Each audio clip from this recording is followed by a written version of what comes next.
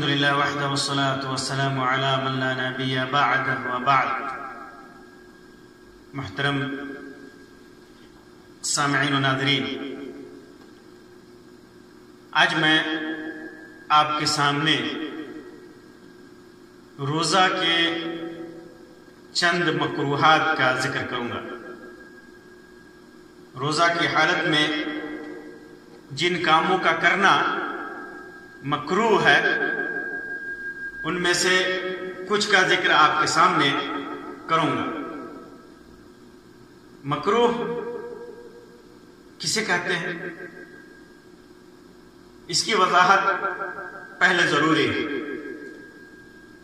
مکروہ اہل علم کے نزدیک وہ کام جس کا چھوڑ دینا مناسب ہوتا ہے. شریعت میں وہ کام جس کا چھوڑ دینا مناسب ہوتا ہے، لیکن اگر کوئی کبھی کر لے تو اس کے کرنے پہ گناہ نہیں ہوتا. اس کے کرنے پہ گناہ نہیں ہوتا، لیکن اس کا کرنا ناپسندیدہ ہوتا ہے. اس کا کرنا ناپسندیدہ ہوتا ہے. یا دوسرے الفاظ میں بعض علماء نے اس کی تعریف کی ہے کہ چھوڑنے پر ثواب ملتا ہے اس وجہ سے کہ شریعت میں چھوڑنے کا حکم ہے، لیکن کرنے پر، اس کام کے کرنے پہ سزا نہیں ملتی، ملامت نہیں ہوتی، گناہ نہیں ملتا. یہ مکروہ کی تعریف ہے، اسے مکروہ کہتے ہیں. تو روزے کی حالت میں بھی چند چیزیں ایسی ہیں جن کا نہ کرنا بہتر ہے، لیکن اگر آدمی کر لے تو اس سے روزے پر اثر نہیں پڑتا ہے. ایک تو ہوتا ہے کہ روزے کی حالت میں جن چیزوں کا کرنا جائز ہے، اور ایک چیز ہوتی ہے کہ روزے کی حالت میں جس کا کرنا ناجائز ہے. یعنی اگر آدمی وہ کام کر لے تو روزہ ٹوٹ جاتا ہے. دونوں کے بیچ میں کچھ چیزیں ایسی ہیں جنہیں روزے کی حالت میں کرنا نہیں چاہیے، لیکن اگر آدمی کر لے تو روزے پر اس کا اثر نہیں پڑتا ہے. یہی مکروہ ہے. روزے کی حالت میں یہی مکروہات ہیں، یہی مکروہ ہے. تو وہ چیزیں، بس اوقات ایسا بھی ہوتا ہے کہ وہ کام جو مکروہ ہے آدمی تھوڑا بہت کرتا ہے تو روزے پہ اثر نہیں پڑتا، لیکن کبھی کبھی ایسا ہوتا ہے کہ اس میں جب مبالغہ کرنے لگے، حد سے زیادہ بڑھنے لگے، تو روزہ کو وہی چیز فاسد کر دیتی ہے. ایسا بھی ہوتا ہے. تو ایسی چیزوں سے جو روزے کی حالت میں ممنوع ہے لیکن اس سے روزہ نہیں ٹوٹتا، اس کو کرنے سے بچنا چاہیے، لیکن بدرجہ مجبوری یا کبھی کبھار انسان کر لے تو اس سے روزہ پر اثر نہیں پڑے گا. جیسے پہلی چیز، کلی کرنے میں، وضو کرتے وقت یا غسل کرتے وقت کلی کرے آدمی، اور تو کلی کرے اور ناک میں پانی ڈالے تو مبالغے سے کام نہ لے. آدمی کلی کرتے وقت، ناک میں پانی ڈالتے وقت مبالغے سے کام نہ لے، کیونکہ اللہ کے رسول صلی اللہ علیہ وسلم نے اس کو مکروہ ہو جانا ہے مبالغے سے کام لینا. حدیث میں آتا ہے اللہ کے رسول صلی اللہ علیہ وسلم نے فرمایا وبالغ، وضو کے سلسلے میں، کہ وبالغ فی الاستنشاق الا ان تکون صائما. یعنی ناک میں پانی ڈالنے، وضو کرتے وقت ناک میں پانی ڈالنے میں مبالغے سے کام لو، یعنی خوب ناک میں پانی ڈالو. الا ان تکون صائما، ہاں جب روزے سے ہو تو مبالغہ مت کرو. روزے سے تو ناک میں پانی ڈالنا یہ جائز ہے، مستحب ہے، مطلوب ہے، لیکن اس کے باوجود روزے کی حالت میں زیادہ مبالغے سے کام لینا یہ جائز نہیں ہے. اسی طرح جو چیز مکروہ ہے روزے کی حالت میں، ان میں سے جو چیزیں مکروہ ہیں ان میں سے تھوک کو، لعاب کو جمع کر کے منہ میں اس کو گھونٹنا یہ مکروہ ہے. جمع کر کے خود سے آدمی جمع نہیں کرتا ہے، منہ میں لعاب جمع نہیں کرتا، لیکن جب لعاب منہ میں آ جائے تو اس کو آدمی نگل لیتا ہے، اسے روزے پہ کوئی اثر نہیں پڑے گا، مکروہ بھی نہیں ہے، وہ جائز ہے۔ لیکن منہ میں جمع کر کے آدمی لعاب تھوک گھونٹ جائے تو یہ مکروہ ہے، یہ مکروہ ہے۔ لیکن بلغم وغیرہ ہے، زیادہ ہو، بلغم زیادہ ہو جائے تو یہ جائز نہیں ہے، روزے کی حالت میں بلغم کو نکلنا یہ جائز نہیں ہے۔ اسی طرح تیسری چیز، بلا ضرورت کے کھانے کو چکھنا۔ اس سے پہلے والے درس میں نے بتایا تھا کہ جب ضرورت ہو، کھانا چکھنے کی ضرورت ہو، خاص طور سے عورتوں کے لیے، تو زبان کے کنارے پر رکھ کر کے اسے چکھ سکتی ہیں۔ آدمی کھانا بنا رہا ہے، کھانے میں نمک یا میٹھا پن کتنا ہے، یہ جانچنے کے لیے روزے کی حالت میں چکھنا جائز ہے۔ شرط یہ ہے کہ اسے نگلے نہیں، زبان کے کنارے پر رکھ کر کے اسے پھر تھوک دے تو یہ جائز ہے، ضرورت کے وقت، بلا ضرورت نہیں۔ بہت سارے لوگ جن کے پاس اتنا اندازہ ہوتا ہے کہ وہ نمک کتنا ڈالیں گے یا چینی کتنا، شکر کتنا ڈالیں گے، یہ انہیں اندازہ ہوتا ہے، ان کو ضرورت نہیں ہوتی ہے، تو ایسی صورت میں چکھنا یہ مکروہ ہے، چکھ لیا تو روزہ نہیں ٹوٹے گا، لیکن چکھنا مکروہ ہے، نہیں چکھنا چاہیے بلا ضرورت ہے تو ٹھیک ہے۔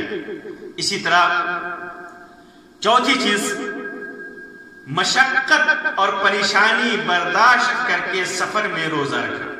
مشقت اور پریشانی سفر میں اللہ تبارک و تعالیٰ نے چھوٹ دی ہے، رخصت دی ہے کہ آدمی روزہ توڑ دے، دوسرے دنوں میں اس کی قضا کرے۔ لیکن اگر مشقت ہو، آدمی رکھ سکتا ہے بغیر مشقت کے، بغیر پریشانی کے روزہ رکھ لیتا ہے سفر میں، تو یہ جائز ہے، اس کا روزہ ہو جائے گا۔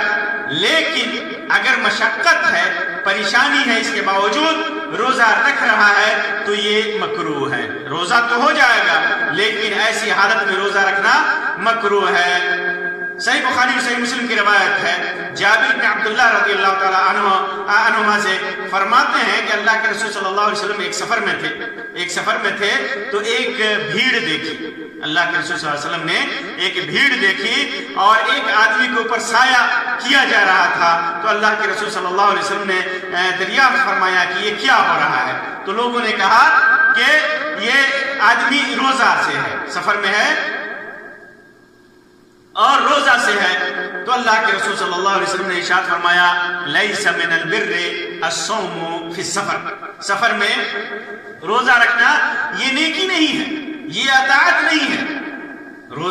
سفر میں مشقت برداشت کر کے روزہ رکھنا یہ نیکی نہیں ہے، اطاعت نہیں ہے، یہ زیادہ کار خیر نہیں ہے، کیونکہ اللہ تبارک و تعالیٰ نے رخصت دی ہے، اور اللہ تبارک و تعالیٰ اپنی رخصت کو جو دیتا ہے اور وہ رخصت بندہ لے اللہ تبارک و تعالیٰ اسے پسند کرتا ہے۔ تو مشقت اور پریشانی برداشت کر کے سفر میں روزہ رکھنا یہ مکروہ ہے۔ اسی طرح بیمار کے لیے پانچویں چیز جو مکروہ ہے وہ بیماری کے حالت میں مشقت برداشت کر کے روزہ رکھنا۔ بیماری کی حالت میں مشقت اور پریشانی برداشت کر کے رکھنا۔ بیماری کی حالت میں اللہ تبارک و تعالیٰ نے رخصت دی ہے، اجازت دی ہے کہ آدمی روزہ توڑ دے، پھر دوسرے دنوں میں اس کی قضا کرے۔ لیکن مریض اگر آسانی سے روزہ رکھ رہا ہے تو اس کا روزہ ہو جائے گا، لیکن مشقت ہے، پریشانی ہے، اور اس مشقت کو، پریشانی کو برداشت کر کے روزہ رکھتا ہے تو یہ مکروہ ہے۔ روزہ رکھ لیا تو روزہ ہو جائے گا، لیکن روزہ رکھنا ایسی حالت میں مکروہ ہے۔ اسی طرح ساتویں چیز جو مکروہ ہے روزے کی حالت میں، آدمی دانت وغیرہ میں کھانا چھوڑ دے۔ بہت سارے لوگ ہوتے ہیں کہ جنہیں سستی کی وجہ سے دانت وغیرہ میں کھانے لگے ہوئے ویسے ہی رہنے دیتے ہیں، اس کی صفائی نہیں کرتے، تو یہ بھی علماء نے لکھا ہے کہ یہ چیز بھی مکروہ ہے ایسی حالت میں، روزے کی حالت میں۔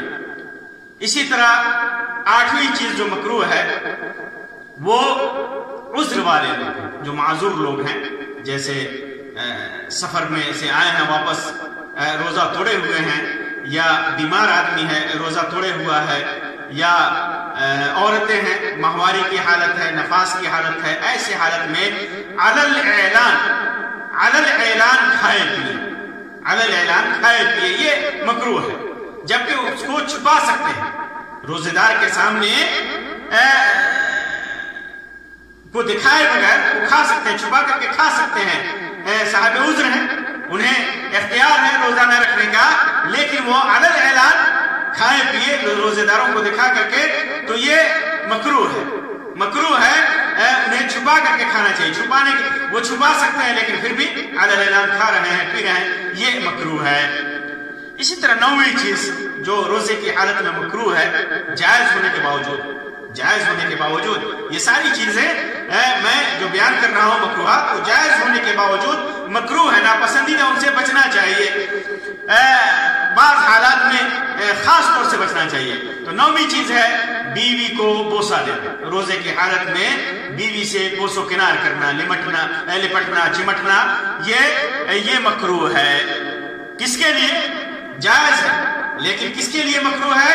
جو اپنے نفس پر کنٹرول نہ رکھ سکے، اپنے نفس پر کنٹرول نہ رکھ سکتا ہو، اس کے لیے مکروہ ہے، اپنی شہوت کو، اپنی خواہش کو دبا نہ سکے، تو اگر روزے سے ہے تو اس سے بچنا چاہیے، کیونکہ خطرہ ہے کہ اس چیز میں وہ مبتلا ہو جائے گا جس چیز سے روزہ ٹوٹ سکتا ہے، یعنی بیوی سے جمع کر سکتا ہے روزے کی حالت میں، یہ خطرہ ہے۔ اس وجہ سے ایسے لوگ جو خود پر جن کو کنٹرول نہیں ہے، وہ بیوی سے بوس و کنار کرنے سے ان کو بچنا چاہیے، یہ مکروہ ہے۔ عائشہ رضی اللہ تعالیٰ عنہ سے مروی ہے، جسے امام بخاری، امام مسلم، امام ابو داؤد اور امام نسائی، امام ابن ماجہ وغیرہ نے مختلف الفاظ کے ساتھ روایت کیا ہے، فرماتی ہیں عائشہ رضی اللہ تعالیٰ عنہ کہ کان رسول اللہ صلی اللہ علیہ وسلم یباشرنی وهو صائم، اللہ کے رسول صلی اللہ علیہ وسلم مباشرت کرتے تھے، مجھ سے لپٹتے تھے، اور اس حالت میں کہ آپ روزے سے ہوتے تھے، اور بعض الفاظ میں ہے کان یقبل بعض نسائه بعض ازواجه، اللہ کے رسول صلی اللہ علیہ وسلم اپنی بعض بیویوں کو بوسہ دیتے تھے۔ راوی نے پوچھا کہ میں سمجھتا ہوں کہ وہ آپ تھی، تو عائشہ رضی اللہ تعالیٰ عنہ مسکرا دی، ہنس دی۔ تو اللہ کے رسول صلی اللہ علیہ وسلم اپنی بیویوں سے بوس و کنار کرتے تھے، لیکن اس کے باوجود بھی عائشہ رضی اللہ تعالیٰ عنہ فرماتی ہیں کہ وَكَانَ أَمَلَكُكُمْ لِإِرْبِهِ، اللہ کے رسول صلی اللہ علیہ وسلم تم میں سب سے زیادہ اپنی خواہشات پر قابو کرنے والے تھے، یعنی اللہ کے رسول صلی اللہ علیہ وسلم سے محظور میں جس چیز سے منع کیا گیا، شہوت میں پڑنے کا خطرہ نہیں تھا، لیکن عام انسان اسے محظور میں، اسے شہوت میں پڑنے کا خطرہ ہے، اس وجہ سے اپنی بیوی سے بوس و کنار کرنے سے بچنا چاہیے روزے کی حالت میں۔ اسی وجہ سے صحابہ کرام میں ابو ہریرہ رضی اللہ تعالیٰ عنہ اور سعد بن ابی وقاص رضی اللہ تعالیٰ عنہ دونوں روزے کی حالت میں بیوی کو کا بوسہ لینے کی اجازت دیتے تھے، جیسا کہ صحیح سند کے ساتھ موطا کے اندر یہ روایت موجود ہے، اور عبداللہ ابن عباس رضی اللہ تعالیٰ عنہ یہ کیا بوڑھے کے لیے روزے کی حالت میں بوسے کی اجازت دیتے تھے کہ بوڑھا آدمی ہے، بوڑھے کو خواہشات نفسانی اس کے اندر اتنی زیادہ نہیں ہوتی، اسے محظور میں ممنوع چیز میں پڑھنے کا خطرہ نہیں ہوتا، تو اس وجہ سے عبداللہ ابن عباس رضی اللہ تعالیٰ عنہ نے روزے کی حالت میں بوڑھے کے لیے بوس و کنار، بیوی سے بوس و کنار کی اجازت دیا، لیکن نوجوان کے لیے وہ مکروہ سمجھتے تھے۔ صحیح موطا کے اندر صحیح سند سے یہ روایت موجود ہے، وہ مکروہ سمجھتے تھے۔ اس سلسلے میں بعض روایات بھی ہیں، لیکن جیسا کہ ابو داؤد کے اندر ہے، اللہ کے رسول صلی اللہ علیہ وسلم نے ایک بوڑھے کو اجازت دی تھی بیوی کو بوسہ لینے کے لیے، اور نوجوان کو نہیں دی تھی، حالانکہ وہ روایت صحیح نہیں ہے، اس کی سند ضعیف ہے۔ اسی طرح عبداللہ بن عمر رضی اللہ تعالیٰ عنہ روزے دار کو بوسہ لینے اور بیوی کے ساتھ لیٹنے سے منع کرتے تھے، یہ بھی موطا کی روایت صحیح سند کے ساتھ ہے۔ تو معلوم کیا ہوا کہ عام شخص خاص طور پر جوان آدمی کے لیے یہی بہتر ہے کہ روزے کی حالت میں بیوی کا بوسہ نہ لے. اگر خطرے میں پڑنے کا اگر شہوت میں پڑنے کا خطرہ ہو، اپنے نفس کے اوپر اسے کنٹرول نہ ہو تو مکروہ ہے، اس کے لیے مکروہ ہے بیوی سے بوس و کنار کرنا روزے کی حالت میں. اور جابر ابن زید ایک تابعی ہیں، فرماتے ہیں کہ کوئی آدمی، اسی سے متعلق ایک مسئلہ ہے، صحیح امام بخاری نے صحیح کے اندر سے ذکر کیا ہے. یہ جابر ابن زید رحمۃ اللہ علیہ کا یہ قول نقل کیا ہے کہ ان نظر فامنا یتم صومه. اگر کسی نے کسی عورت کو دیکھا، بیوی کو دیکھا، اور اس کا منی خارج ہو جائے اس کی، تو ایسی صورت میں وہ اپنا روزہ پورا کر لے. تو یہ بیوی سے بوس و کنار کرنا یہ مکروہ ہے روزہ دار کے لیے اگر شہوت میں پڑنے کا خطرہ ہو. اسی طرح 10ویں چیز جو مکروہ ہے روزے کی حالت میں، اگر کمزوری کا ڈر ہو، جسم میں کمزوری کا ڈر ہو اور اس کمزوری کی وجہ سے روزہ ٹوٹنے کا امکان ہو، تو خون وغیرہ ڈونیٹ کرنے سے بچے. یہ مکروہ ہے. خون کسی کو ڈونیٹ کرنا ہو اور ڈونیٹ کرنے سے کمزوری کا خطرہ ہو، اور ایسی کمزوری جو خاص طور سے روزہ ٹوٹنے کا سبب بنے، تو خون دینے سے پرہیز کرنا چاہیے. البتہ اگر کسی کو جان بچانا ہے کسی کی اور خون دینے کی سخت ضرورت ہو، وہاں پر کوئی دوسرا انتظام نہ ہو اور اس گروپ کا خون کسی دوسرے کے پاس نہ ہو، اس گروپ کا کوئی دوسرا آدمی نہ ہو، تو ایسے آدمی کے لیے خون دینا جائز ہے. اور روزہ ٹوٹنے کا خطرہ، کمزوری کا خطرہ ہو تو روزہ توڑ دے گا ایسے آدمی کے لیے.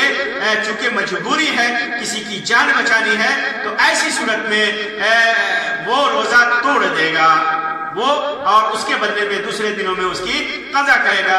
اور اسی سے ملتی جلتی بات ہے، جیسے کوئی دریا میں ڈوب رہا ہو، اسے بچانا ہو تالاب میں، کنواں میں، اور وہاں پر بچانے کا کوئی اور ذریعہ نہیں ہے، تو آدمی کود کر کے اپنا روزہ توڑ کر کے اسے بچا لے گا. تو عام حالات میں خون ڈونیٹ کرنا یا یہ کہ اس قسم کا کام کرنا یہ مکروہ ہے، لیکن بوقت ضرورت جائز ہے اور بوقت ضرورت روزہ توڑ بھی سکتا ہے. اسی طرح 10ویں چیز جو مکروہ ہے روزے کی حالت میں وہ ہے وصال کہتے ہیں معاصرۃ الصوم لیومین، 2 دنوں کا روزہ لگاتار رکھنا، یعنی بیچ میں آدمی کوئی چیز کھائے نہ پیے. 2 دن یا 2 دن سے زیادہ آدمی لگاتار روزہ رکھے، لگاتار بیچ میں کوئی چیز کھائے پیے نہیں. ابو ہریرہ رضی اللہ تعالیٰ عنہ کی روایت ہے، اللہ کے رسول صلی اللہ علیہ وسلم نے فرمایا کہ اللہ کے رسول صلی اللہ علیہ وسلم نے منع فرمایا وصال سے.